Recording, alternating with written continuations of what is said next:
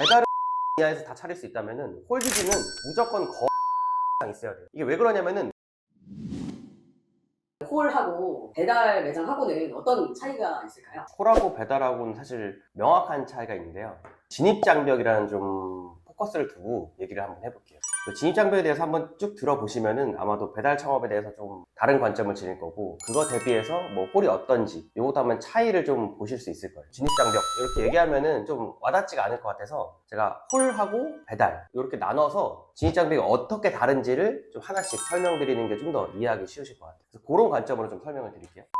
진입장벽은 보통 7가지를 나누는데 그 7가지 어떤 게 있냐면 맛, 서비스, 브랜드, 마케팅, 상권, 인테리어, 투자금 이렇게 7가지가 있는데요. 보통 요식업의 진입장벽, 특히 요식업 중에서도 이제 뭐 배달이나 술집 요런 쪽을 얘기하는 거예요. 배달에서는 이 진입장벽이 애매한 게 있어요. 자, 하나씩 봐볼게요. 맛 같은 경우에 사실 요즘에 어딜 시켜도 사실 평균 이상은 해요. 그러니까 시켰을 때 와 이거 너무 맛없다 이런 데는 요즘에 별로 못 봤을 거예요. 그렇기 때문에 맛은 일단 제끼고, 배달 서비스 같은 경우에는 차별점이 둘 게 좀 애매하죠. 양을 많이 준다던가 뭐 친절하긴 솔직히 쉽지 않고, 뭐 쪽지를 하나 뭐 줄 수 있는데 이것도 약간 뭐 자그마한 서비스죠. 포장지를 좀 다르게 한다던가 딱 요 정도밖에 없어요. 그러니까 보여줄 수 있는 서비스가 좀 한정되어 있죠. 요 정도밖에 배달은 서비스가 없고, 뭐 브랜드, 마케팅, 뭐 상권, 인테리어, 투자금 같은 경우에는 배달은 거의 없다고 보면 돼요. 왜냐면은 브랜드는 거의 뭐 진짜 대형 치킨 프랜차이즈의 브랜드 정도면은 브랜드가 있는데 나머지는 거의 없다고 보시면 돼요. 마케팅, 사실 뭐 배민에서 뭐 약간 뭐 만지고 뭐 쿠팡이츠에서 만지고 뭐 이 정도밖에 없기 때문에 마케팅 할 수 있는 수단이 좀 약간 제한적이에요.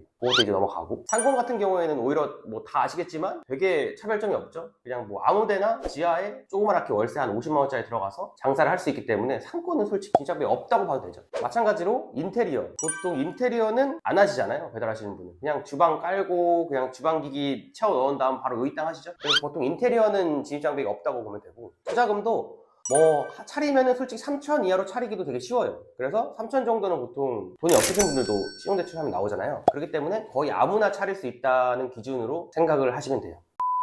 지금 보이는 화면 같은 경우에는 현재 제가 살고 있는 합정에서 제가 직접 캡처해서 찍은 화면입니다. 이 화면 같은 경우에는 보면은 제가 그냥 진짜 혼자 밥 먹을 때 그냥 시켜본 거거든요. 시켜보려고 딱 켰는데 이렇게 화면이 딱 보이는 거예요. 혼밥대장, 고기그릇 이렇게 두 군데 뜨더라고요. 이 두 군데가 있는데 이 두 군데를 자세히 한번 봐볼게요. 그러니까 들어가서 메뉴를 좀 보면 어떠냐면은 화면을 봐볼게요. 자, 보면은 메뉴가 항정살, 뭐 덮밥, 항정살, 뭐 도시락. 두 번째는 삼겹살 도시락, 삼겹살 덮밥. 세 번째는 직화 우삼겹 도시락, 또 우삼겹 덮밥. 메뉴가 거의 똑같죠. 근데 가격을 비교하면은 고기 그릇이 한 2, 3천 원 더 싸요. 자, 이랬을 때 소비자 입장에서 뭐 그냥 개꿀이죠. 그냥 고기 그릇 시키겠죠. 보시는 분들이 그 혼밥대장 사장님이라고 한번 가정을 해볼게요. 근데 옆에 고기 그릇이 똑같은 메뉴에 가격만 2, 3천 원 내려서 들어왔다? 열받지 않을까요? 저 같으면 너무 열받을 것 같거든요. 그러니까 이런 현상이 발생하는 게 사실 배달에서는 진입장벽이 너무 낮기 때문에 아무나 들어오는 거죠. 잘 된다? 그럼 나 옆에서 들어갈래. 가격 좀 더 싸고 뭐 양 많이 주면 되지. 그리고 난 리뷰인한테 팍팍 뿌릴 거야. 돈 벌 생각 없어. 이렇게 그냥 밀치고 들어오는 것들이 너무 많아요. 배달 시장에서 진입장벽은 저렴한 가격밖에 사실 될 수가 없어요. 그렇기 때문에 배달이 조금 빡세요. 장사하기로는. 배달에 대해서 너무 안 좋게 얘기한 것 같은데, 좀 더 어떻게 하면은 좀 배달 창업을 잘할 수 있는지. 물론 저는 배달을 안 하지만 집에 배달하시는 사장님들도 많고 배달 프랜차이즈 하는 대표님들도 지금 많아서 기동량에서 들은 걸로 추려가지고 한 4가지로 설명을 드릴게요. 요 부분은 다 설명드리고 마지막에 좀 설명드릴 테니까 그때 다시 한번 자세히 설명드리겠습니다. 자, 그러면 진입장벽으로 다시 돌아와가지고 홀 매장을 하는, 특히 그 중에서 술집을 하는 저 기준으로 다시 한번 설명을 드릴게요. 아까 말씀드린 7가지 진입장벽이 어떻게 되냐면은 앞에 화면 나온 것처럼 7가지가 있겠죠. 맛은 일단 차별이 가능하죠, 당연히. 물론 이건 배달도 동일해요. 서비스, 얘는 좀 보여줄 게 많아요. 플레이팅도 그렇고 뭐 맛도 그렇지만 분위기도 그렇고 뭔가 주는 그 감정과 감동을 뭔가 다른 방면으로 줄 수 있어요. 음악도 솔직히 좀 중요하거든요. 음악적인 부분도 가게에 음악 너무 좋은데? 감성 너무 좋은데? 이런 것도 서비스죠. 자, 브랜드 같은 경우도 브랜드를 좀 더 입히기 쉬워요. 사실 브랜드라는 게 그 손님들이 경험을 통해서 오는 게 브랜드거든요. 어떤 체험을 하고 경험을 해서 여기에 대해서 어떤 걸 느낀다. 사실 이게 브랜드로 연결되는데 홀매장 같은 경우에는 그게 좀 더 용이하죠. 그리고 마케팅 같은 경우에는 뭐 네이버, 뭐 인스타, 유튜브, 페이스북, 뭐 당근 할 수 있는 게 너무 많아요, 요즘에는. 그래서 이런 다양한 방법으로 좀 전략적으로 좀 취할 수 있겠죠. 상권 같은 경우에는 사실 오프라인에서 상권은 너무나 중요해요. 권리금이 사실 상권에 거의 직접적으로 영향을 미치는 요소인데, 코너 하나만 꺾어도 막 5천만 원이 떨어지고, 조금 코너 앞에 있어서 메인 쪽에 좀 붙었다고 뭐 5천에서 1억이 좀 더 가격이 올라가는 것도 비일비재하거든요. 그만큼 상권의 영향이 크다라고 볼 수 있고요. 그다음 인테리어 같은 경우에 뭐 다 아시지만 뭐 꾸미기 나름이니까 이거는 뭐 차별점이 너무나 될 수 있죠. 똑같은 매장은 거의 없으니까요. 투자금도 배달은 3천 이하에서 다 차릴 수 있다면은 홀드기는 무조건 거의 1억 이상 있어야 돼요. 이게 왜 그러냐면은 보증금, 권리금, 뭐 인테리어 및 시설 짓기 이렇게 세 가지가 되는데 이 부분을 합치면 보통 1억이 들어요. 그래서 최소 1억이다 이렇게 정리할 수 있고 그만큼 진입장벽이 좀 높다라고 볼 수 있습니다. 그렇게 말씀해 주신 건 제가 이해했는데 저는 배달 매장에 관심이 조금 있으니까 아까 말씀해 주신 4가지 이렇게 하면 잘 되겠다 하는 게 너무 궁금하거든요. 알려주실 수 있으실까요? 사실 이 부분은 정확하지 않을 수 있어요. 왜냐면 제가 또 배달 전문가는 아니기 때문에. 그래서 그 제가 들은 거를 약간 전달하는 형식으로 좀 말씀을 드려볼게요. 첫 번째, 일단은 객단가가 높아야 돼요.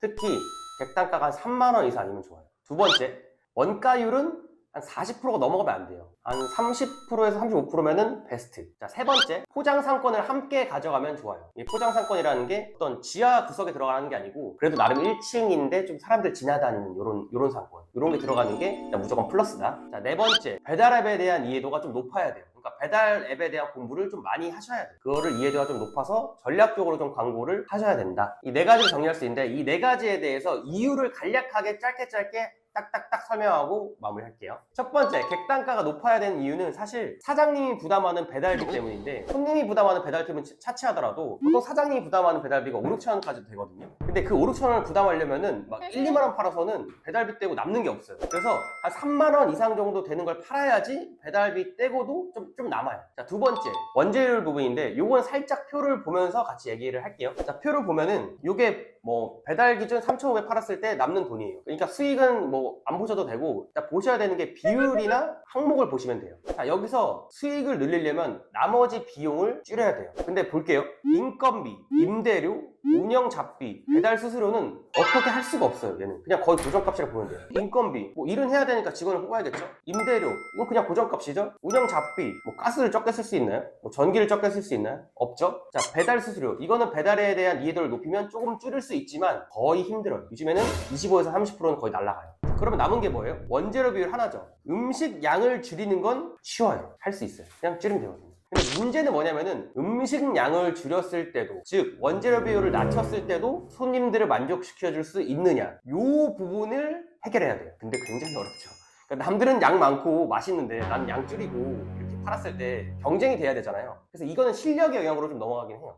이거를 해결해야지 저는 배달 창업이 좀 더 승산 있다고 바라보는 입장입니다. 그리고 세 번째, 포장 부분은 이건 뭐 하면 좋고 아니면 어쩔 수 없는 부분인데, 왜냐면은 이거는 투자금이 늘 수밖에 없어요. 아무래도 지하에 있다가 1층으로 올라오려면 어때요? 권리금 좀 더 줘야 되죠. 임대료가 좀 올라가긴 해요. 그리고 인테리어를 또 아예 안 할 수는 없죠. 그래도 뭐 대충 살짝 꾸며놔야 되잖아요. 그 정도의 투자금이 좀 더 들긴 해요. 근데 물론 뭐 홀매장 정도로 안 들겠죠. 뭔가 중간일 것 같긴 한데 그 정도의 기본적인 인테리어만 딱 하고 저는 포장까지 같이 먹는 걸 좀 추천드려요. 왜냐면은 25%에서 30% 배달수로 나가는데 그거 다 내 거잖아요.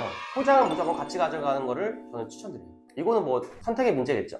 네 번째는 배달앱에 대한 높은 이해도인데, 이거는 뭐 사장님들도 누구나 다 아실 거예요. 배달을 한다면은 뭐 배달의 민족, 쿠팡이츠, 요기요, 요 3개 정도에 대한 배달앱을 다룰 수 있는 능력은 무조건 기르셔야 돼요. 근데 이거는 요즘에 너무 영상이 많아서 유튜브에 좀만 치시면은 되게 많이 나올 거예요. 그래서 이걸 하루 날 잡고 쭉 공부를 하시는 거를 추천드립니다.